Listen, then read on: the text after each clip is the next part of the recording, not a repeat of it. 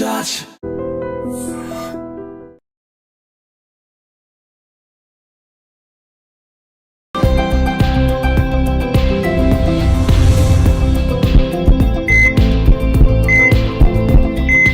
నమస్తే, welcome to healthy conversations with IT media. నేను మీ Jhansi. So ఈరోజు మనతో ఉన్నారు డాక్టర్ దిలీప్ గారు, ఎక్స్పర్ట్ ఇన్ ఆయుర్వేద, ఆక్యుపంచర్, అలాగే న్యాచురల్ సైన్సెస్.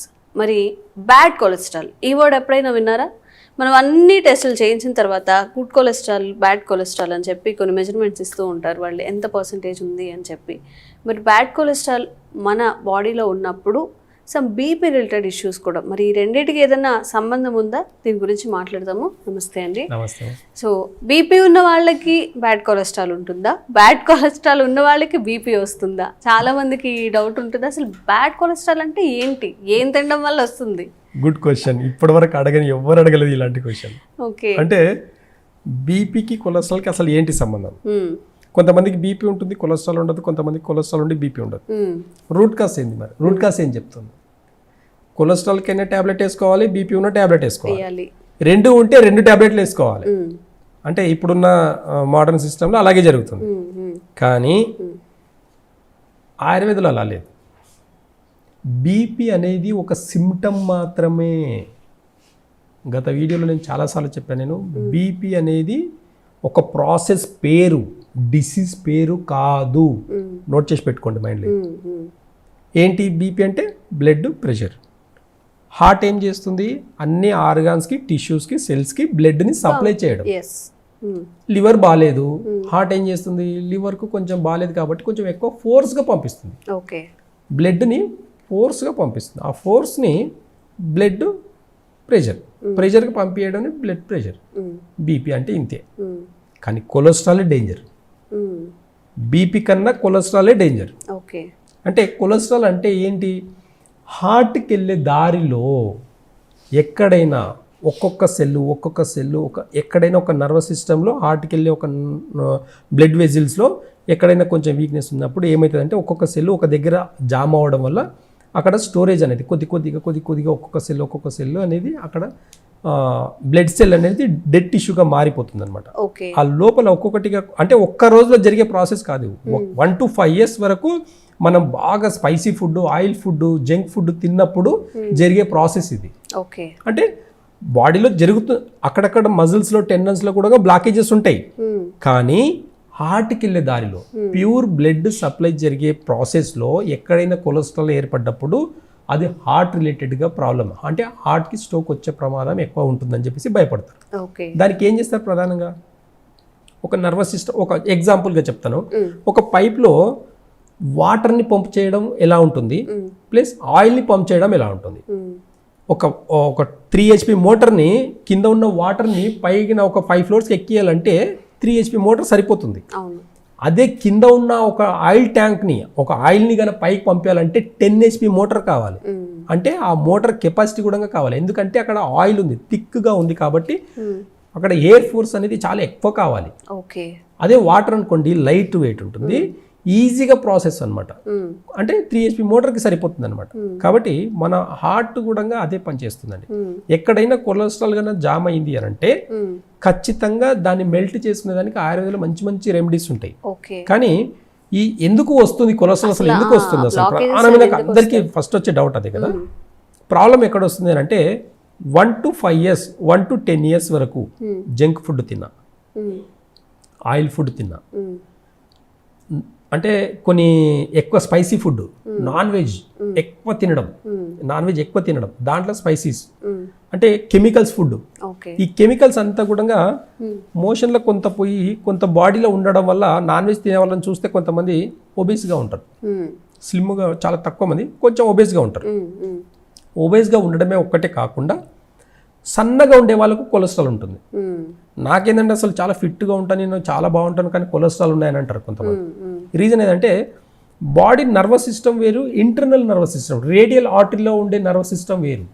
ఈ రేడియల్ ఆర్టరీలో ఎప్పుడైతే కొలెస్ట్రాల్ గానా ఒకవేళ ఫామ్ అయింది అంటే అది హార్ట్కి రిలేటెడ్గా ప్రాబ్లం. ఎక్కడైతే మామూలుగా మజిల్స్, టెండన్స్లో బ్లాకేజెస్ వచ్చిందని అంటే అవి కొన్ని జాయింట్స్లో ప్రాబ్లమ్స్, బ్యాక్ పెయిన్స్ రావడము, ఈ నీ పెయిన్స్ రావడము, నెక్ పెయిన్ రావడం, బాడీలో ఎనీ పెయిన్, అది మజిల్ రిలేటెడ్గా వచ్చే పెయిన్లో కూడా బ్లాకేజెస్ ఉంటాయి. అక్కడ కూడా కొలెస్ట్రాల్ ఫ్యాట్ ఫామ్ అయ్యి బ్లడ్ సర్క్యులేషన్ ప్రాపర్గా జరగకుండా చేస్తుంది. కాబట్టి ప్రధానంగా దీనికి ఫుడ్ ఒక డైట్ ఖచ్చితంగా అవాయిడ్ చేయాల్సింది ఏంటి అంటే ఆయిల్ ఫుడ్, ప్లస్ రెండవది నాన్ వెజ్. ఇప్పుడు హెవీ మీట్. ఆయిల్ అన్నప్పుడు మనకి గానుగ నూనెలు వాడినా కానీ ప్రాబ్లం వస్తుందా, లేకపోతే ఈ రీఫైండ్ ఆయిల్స్ వల్ల వస్తుందా? అయితే రీఫైండ్ ఆయిల్ అనేది కెమికల్ ప్రాసెస్. ఈ గానుగ ఏదైతే తీసుకుంటామో అది ప్యూర్ ఆయిల్ అయినప్పటికీ కూడా మనం ఆయిల్లో ప్రాబ్లం రావు. అప్పుడు దాంట్లో వేసే మసాలాలో ప్రాబ్లమ్స్ వస్తాయి. కొంతమంది అందుకే ఇప్పుడు చాలా కాస్ట్లీ అయినా సరే ఆలివ్ ఆయిల్ అంటే అలాంటివన్నీ వాడుతుంటారు. ఆ ఆయిల్లో ప్రాబ్లం రాదు. అప్పుడు మీరు రీఫైండ్ ఆయిల్ వాడినా ప్లస్ మీరు గానుగ నూనె వాడిన ప్రాబ్లమ్స్ అనేటివి మనం వేసే మసాలాలో ప్రాబ్లమ్స్ వస్తాయి. కొంతమంది మసాలా వేయనప్పుడు రీఫైండ్ ఆయిల్ వాడతారు, మసాలాలు ఏం వేసుకోరు. ఇప్పుడు ఎగ్జాంపుల్ ఒక బ్రాహ్మణ్స్ తీసుకుందాం, చాలా సాత్విక్ ఫుడ్ తీసుకుంటారు వాళ్ళు, కానీ రీఫైండ్ ఆయిల్ వాడతారు, అయినా కొలెస్ట్రాల్ పెరుగుతాయి.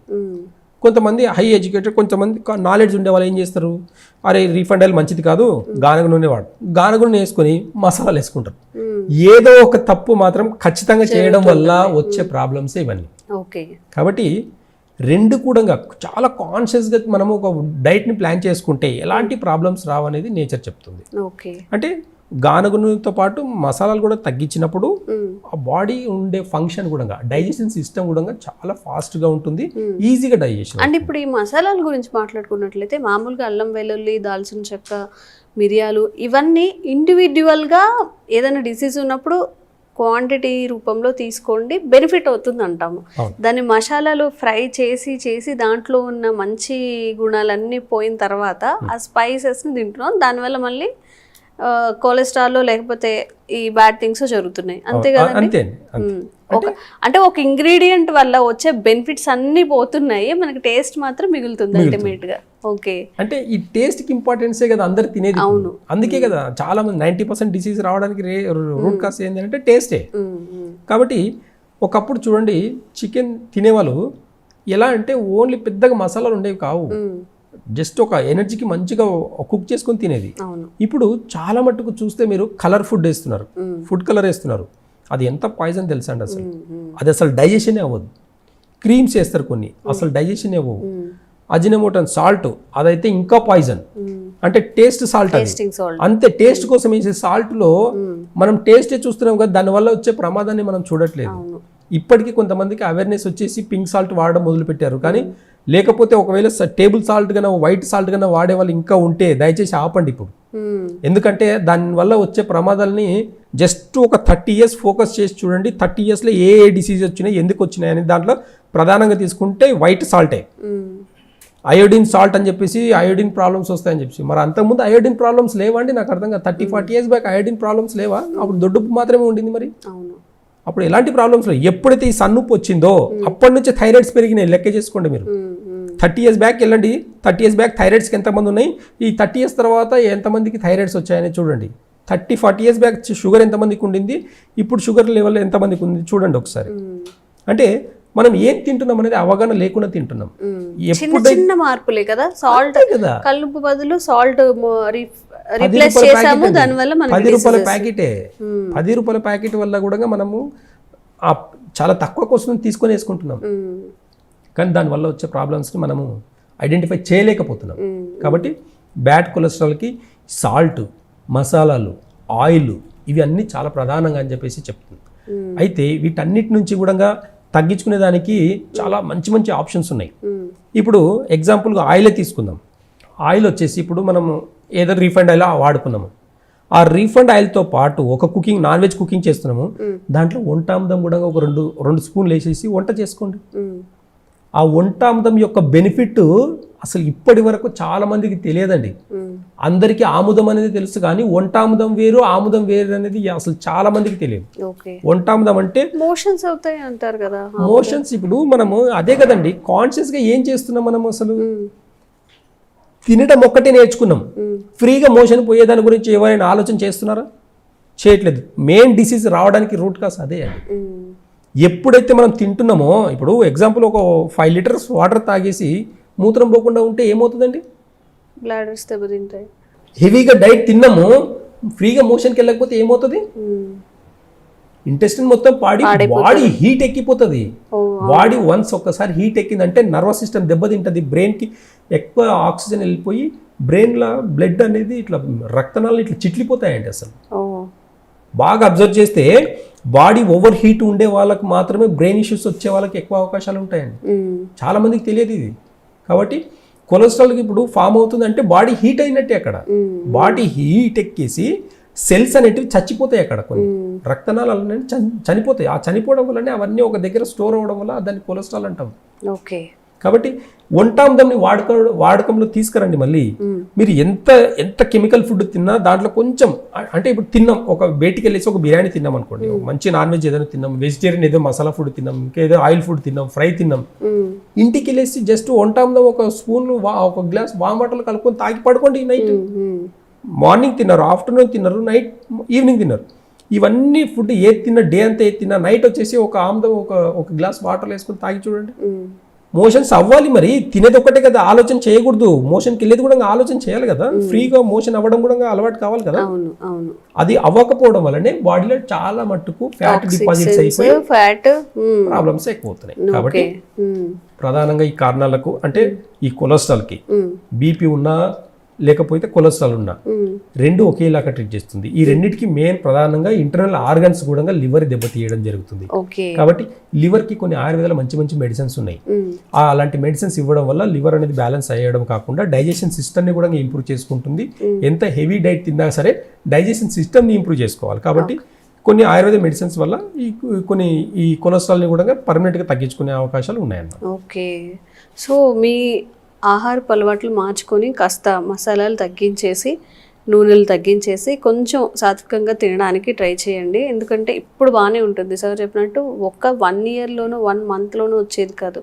మీరు లాంగ్ టర్మ్ మీ పిల్లలకి ఏం పెడుతున్నారు, మీరేం తింటున్నారు, ఒక 5-10 ఏళ్ల తర్వాత మీ హెల్త్ ఎంత ఎఫెక్ట్ అవుతుందో ఒకసారి ఆలోచించుకొని ప్రతిరోజు ఆ ఆయిల్ వేసేప్పుడు, ఆ మసాలాలు వేసేటప్పుడు కాషియస్గా ఉండండి. థ్యాంక్ యూ సో మచ్ అండి.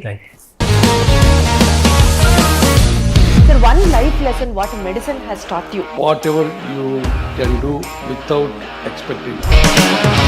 బట్ ఐ రియలీ బిలీవ్ మన పాజిటివ్ యాటిట్యూడ్ ఉంటేనే మనం ఏదైనా సాధించగలం. గట్ ని మనం కరెక్ట్ గా డీల్ చేసినట్లయితే అది మనకి పాజిటివ్ హార్మోన్స్ ని రిలీజ్ చేస్తుంది. షుగర్ వచ్చిన వాళ్ళ పరిస్థితి ఏంటి? పొట్ట దగ్గర పెరిగితే దాన్ని ఆండ్రాయిడ్ అంటారు. ఆండ్రాయిడ్ ఫోన్ కదా. అసలు థాట్స్ ఎందుకు వస్తాయి? బ్రెయిన్ డెడ్ అంటే దానికి ప్రపంచం అంతా కూడా కొన్ని నిర్దిష్టమైనటువంటి లక్షణాలు. మానసికంగా ధైర్యంగా ఉంటే క్యాన్సర్ జయించవచ్చు. You are a doctor for a cause sir, అంతే. వాళ్ళకి వచ్చిన ఆదాయం కాకుండా ఫ్రీ సర్వీస్ ఎంతమందికో చేస్తారు.